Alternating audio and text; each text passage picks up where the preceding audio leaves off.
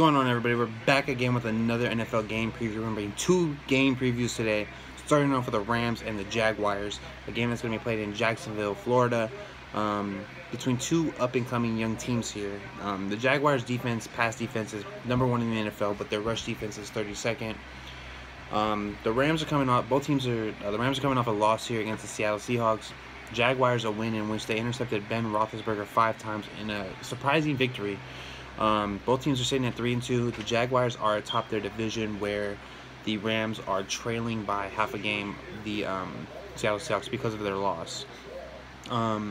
This is going to be an interesting matchup, one of the better matchups of the weekend. Looking over this weekend of the games, there wasn't too many important matchups besides the ones that I decided to choose. Even still, I don't really like a lot of the matchups this weekend. But these two teams against each other, you have two young teams, two surprising teams. It should be a good one. I don't like the West Coast to East Coast travel for the Rams, or for any team actually, going East Coast to West Coast or West Coast to East Coast. These teams always come out sloppy, and it takes them about a whole half to get into their flow. So if the Rams can keep it close for a half, I think that this game should be able to take off for them personally. As long as they don't rely upon Goff the way they did last week, where he threw 47 passes, only completing 22 of them. It was not a good showing, in my opinion, for the Rams passing game. In that game, they only gave Gurley 14 rushing touches. I think he had a couple passes. He had 14 carries for 47 yards, which normally is good enough, you know, especially against the Seahawks defense. But they kind of abandoned the run, in my opinion, in a game where they were averaging 4.5 yards per carry. The Rams have a top-tier running back, in my opinion, you know, one of the top 10 guys in the league, and he should be touching the ball about 30 times a game. 22 to 25 rush attempts, and anywhere between 5 to 8 pass attempts, touches that way. Now in this game, there's going to be a couple matchups that I'm going to be paying attention to more than others. Starting off with Goff versus that secondary, or Goff and his receivers versus that secondary. Like I said earlier, the Jaguars defense picked Ben Roethlisberger off 5 times. Like I said, A.J. Bouye and Jalen Ramsey are probably the best 1-2 tandem in the league at cornerback here. I can't really think of very many other guys or other teams that have as great of a tandem as they do. I think both of these guys have kept opponents' passer ratings when targeting them below 40. Jalen Ramsey is a playmaker. Probably the best corner in the league right now. He prides himself very much in what he does, and he doesn't back down from nobody, which is something that you need in a cornerback. You need a dog. You need that guy who's not afraid to cover the #1 guy. Goff here needs to not throw the Rams need to come up with a game plan that doesn't expose Goff to throw the ball 47 times. He needs to stay somewhere between 25 to about 32 attempts, but where he's accurate with those 32 attempts, where he's throwing about 65% completion percentage, probably 220 yards, and needs to limit his turnovers in this game. That's the type of matchup that he needs in this game, where it's short, quick passes, avoiding Jalen Ramsey and Bouye, and exploiting maybe a linebacker on a tight end or the slot receiver in this game. Maybe Tavon Austin breaks out in this game, you know. They've only been using him in gadget plays. They don't get him the ball on traditional plays, so we'll see if that's the case here. I'm going to give the advantage, though, in that matchup to the Jaguars, because I like their defensive backfield here. It's one of the better ones. Now, another key matchup here is going to be the Jaguars' offensive line and Leonard Fournette versus the Rams' front seven. Why do I point this matchup out? Well, the Rams' defense has not been very good, in my opinion. Yeah, they held the Seahawks to 16, but the Seahawks' offense is terrible, in my opinion.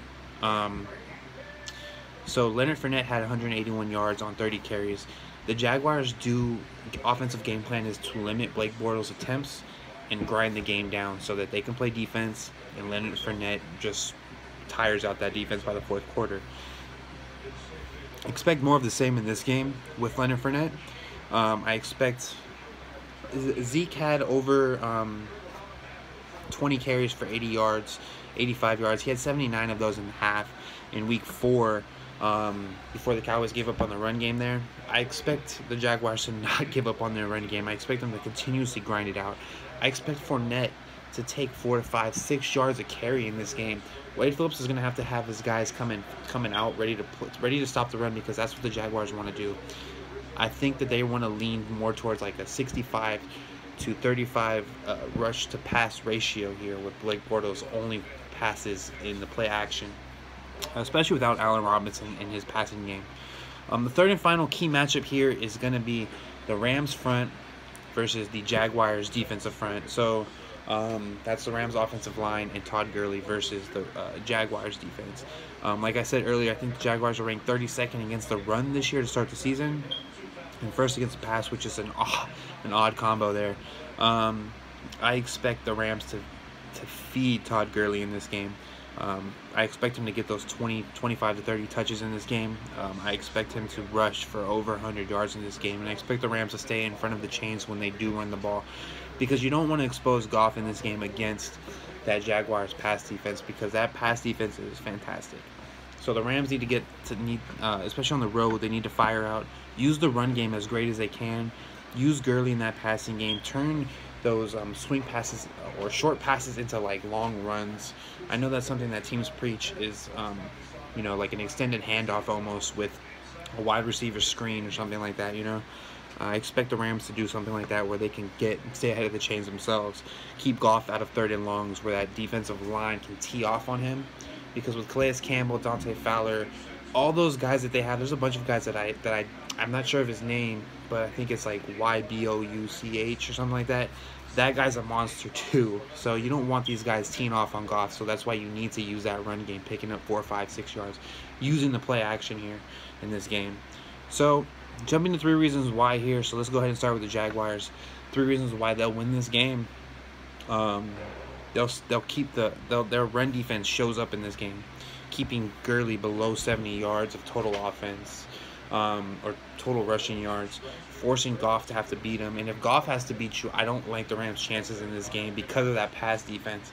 Last week he was 22 of 47 against the Seahawks pass defense. I like the Seahawks pass defense. I like the Jaguars better.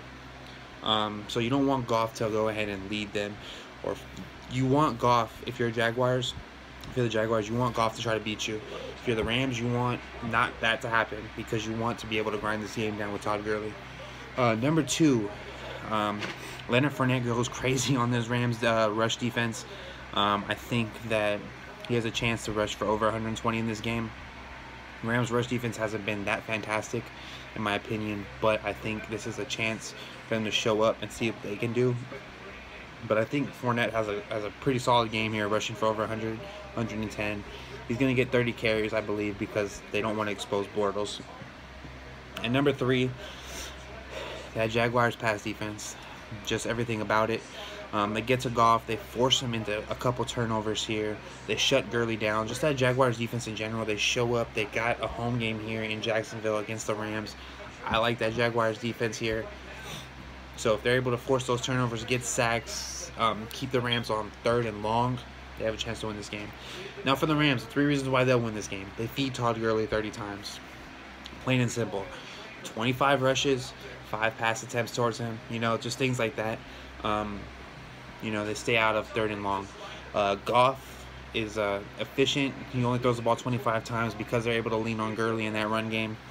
That's the second reason. Goff is able to play efficient, have no turnovers in this game. So there's things like that.